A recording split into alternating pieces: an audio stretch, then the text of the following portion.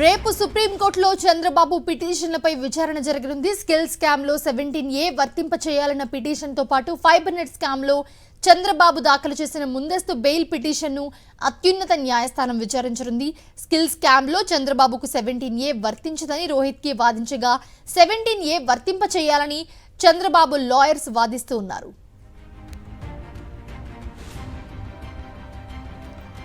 ఇదే అంశానికి సంబంధించి మరిన్ని అప్డేట్స్ ఢిల్లీ నుంచి మా ప్రతినిధి వెంకటేష్ అందిస్తారు.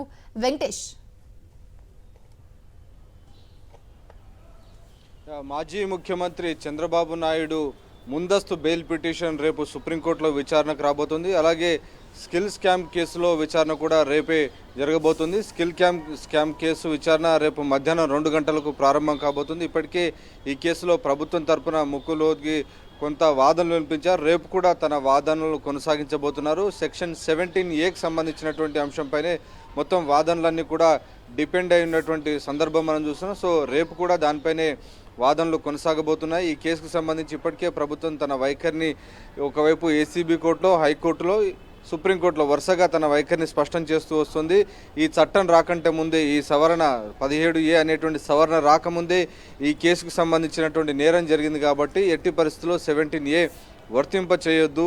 అలాగే 2018 జూన్లోనే దీనికి సంబంధించినటువంటి విచారణ కూడా ప్రారంభమైనటువంటి నేపథ్యంలో ఈ 2 కీలక అంశాలు ఉన్నాయి. అలాగే 3వ కీలక అంశం, ఈ కేసులో చంద్రబాబు నాయుడు ఒక పబ్లిక్ ఆఫీస్లో, అంటే ఒక అధికారిక విధుల్లో భాగంగా ఈ నిర్ణయం తీసుకున్నారనేటువంటి వాదన సుప్రీంకోర్టులో వినిపిస్తున్నారు. కానీ అది అధికార విధి కాదు, అక్రమాలు చేశారు, కుట్రతోనే ముందుగానే ఆ స్కిల్కి సంబంధించినటువంటి ఒక స్కీమ్ని ఏర్పాటు చేసి కుట్రపూరితంగా ముందుగానే ప్రజాధనాన్ని 371 కోట్ల రూపాయలు లూటీ చేయాలనే ఉద్దేశంతోనే ఈ కేసును, ఈ మొత్తం పథకాన్ని రచించారు. కాబట్టి ఎట్టి పరిస్థితుల్లో కూడా ఈ నిధుల దుర్వినియోగం అనేటువంటి అంశం ప్రభుత్వ విధి కాదు, అధికారిక విధి కాదు అనేటువంటి అంశాన్ని ప్రభుత్వం చెప్తుంది. సో ఈ 3 ప్రధానమైనటువంటి అంశాల చుట్టే ప్రభుత్వం తన వాదనలు కొనసాగించింది. అలాగే దీనికి సంబంధించినటువంటి గతంలో సుప్రీంకోర్టు అనేక సందర్భాల్లో వచ్చినటువంటి తీర్పులను కూడా ఉటంకించింది. ఎప్పుడైతే ప్రభుత్వ విధులని చెప్పి అక్రమాలు కనుక పాల్పడతారో అది ఎట్టి పరిస్థితుల్లో కూడా అక్రమాలకు పాల్పడడం అనేది పబ్లిక్ ఆఫీస్ డ్యూటీ కాదు. కాబట్టి